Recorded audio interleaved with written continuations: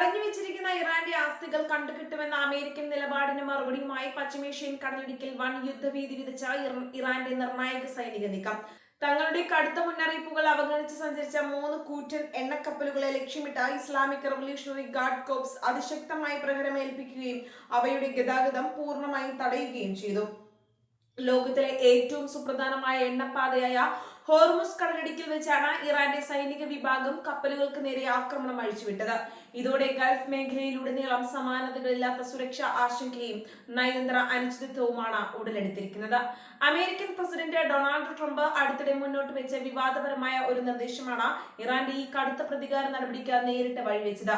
Gulf മേഖലയിൽ വെച്ച് മുൻപ് ആക്രമിക്കപ്പെടുകയോ തകരാറിലാവുകയോ ചെയ്ത അന്താരാഷ്ട്ര ചരക്ക് കപ്പലുകൾക്ക് നഷ്ടപരിഹാരം നൽകാൻ ഇറാന്റെ തടഞ്ഞുവെച്ച സാമ്പത്തിക ആസ്തികൾ ഉപയോഗിക്കുമെന്നായിരുന്നു ട്രംപിന്റെ പ്രഖ്യാപനം.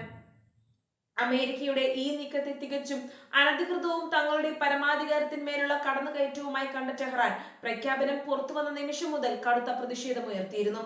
ആസ്തികളിൽ തൊട്ടാൽ പ്രത്യാഘാതം രൂക്ഷമായിരിക്കുമെന്ന് ഭരണകൂടം മുന്നറിയിപ്പും നൽകിയിരുന്നു. എന്നാൽ ഈ മുന്നറിയിപ്പുകൾ വകവയ്ക്കാതെ അമേരിക്കൻ നിർദ്ദേശങ്ങളോട് സഹകരിക്കുകയും തടഞ്ഞുവെച്ച ഇറാന്റെ പണത്തിൽ നിന്നും നഷ്ടപരിഹാരം കൈപ്പറ്റാൻ തയ്യാറാവുകയും ചെയ്യുന്ന കമ്പനികളെയും കപ്പലുകളെയും വെറുതെ വിടില്ലെന്ന നിലപാടിലാണ് IRGC. അമേരിക്കൻ താൽപര്യങ്ങൾക്ക് വഴങ്ങുന്ന ഏതൊരു വിദേശ കപ്പലിനും തന്ത്രപ്രധാനമായ ഹോർമുസ് കടലിടുക്കിലൂടെയുള്ള യാത്ര ഇനി അനുവദിക്കില്ലെന്ന് ഇറാന്റെ പ്രതിരോധ സേന വീണ്ടും ആവർത്തിച്ചു. പ്രകോപനം തുടർന്നാൽ കപ്പലുകൾ പൂർണ്ണമായും പിടിച്ചെടുക്കുകയോ തകർക്കുകയോ ചെയ്യുമെന്നാണ് മുന്നറിയിപ്പ്. നിയന്ത്രണം ലംഘിച്ചു സഞ്ചരിക്കാൻ ശ്രമിച്ച 3 എണ്ണക്കപ്പലുകൾക്ക് നേരെയാണ് IRGC അതിവേഗ ആക്രമണം നടത്തിയത്. മിസൈലുകളും ഡ്രോണുകളും ഉപയോഗിച്ചുള്ള ആക്രമണത്തിൽ കപ്പലുകൾക്ക് കേടുപാടുകൾ സംഭവിച്ചതായും തുടർന്ന് യാത്ര നിർത്തിവെക്കാൻ അവ നിർബന്ധിതരായതായും റിപ്പോർട്ടുകളുണ്ട്.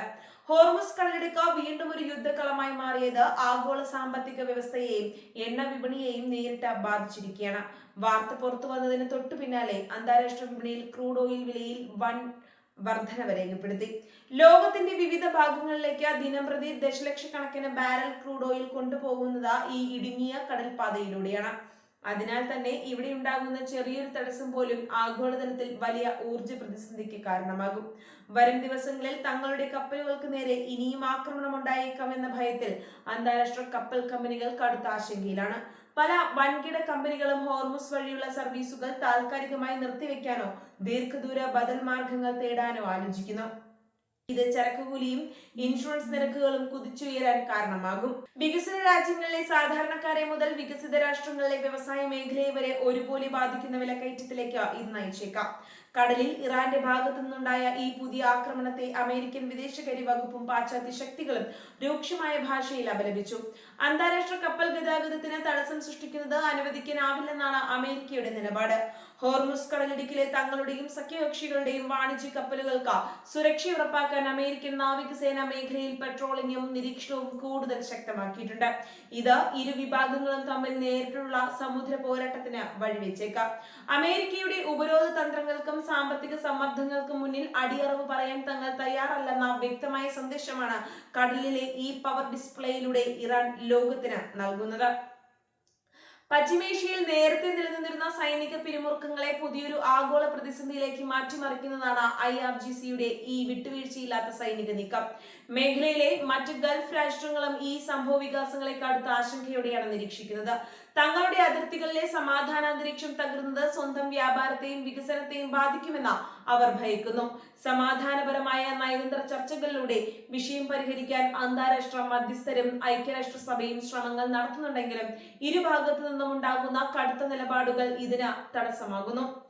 സാമ്പത്തിക ഉപരോധവും സാമ്പത്തിക ആസ്തികൾ കണ്ടുകെട്ടാനുള്ള അമേരിക്കൻ നീക്കവും തുടരുന്നിടത്തോളം കാലം ഹോർമുസിലെ അടക്കം തന്ത്രപ്രധാന പാതകളിലെ നിയന്ത്രണങ്ങൾ അയവ് വരുത്തില്ലെന്നാണ് ഇറാന്റെ വാശി. അമേരിക്കൻ സൈനിക താവളങ്ങൾക്ക് നേരെ നടന്ന മിസൈൽ ആക്രമണങ്ങൾക്ക് തൊട്ടു പിന്നാലെ കടലിലുമുണ്ടായ ഈ ആക്രമണ പരമ്പരകൾ പശ്ചിമേഷ്യയിലെ യുദ്ധജ്വാല കൂടുതൽ വ്യാപിപ്പിക്കുകയാണ്. ഡൊണാൾഡ് ട്രംപിന്റെ സാമ്പത്തിക നിർദ്ദേശങ്ങൾ തള്ളിക്കളഞ്ഞ ഹോർമുസ് കടലിടുക്കിൽ 3 കപ്പലുകൾ ആക്രമിച്ച ഇറാന്റെ നടപടി ആഗോള ഊർജ്ജ മേഖലയെയും അന്താരാഷ്ട്ര സുരക്ഷയെയും അതീവ ഗുരുതരമായ ഒരു പുതിയ പരീക്ഷണ ഘട്ടത്തിലേക്ക് എത്തിച്ചിരിക്കുകയാണ്.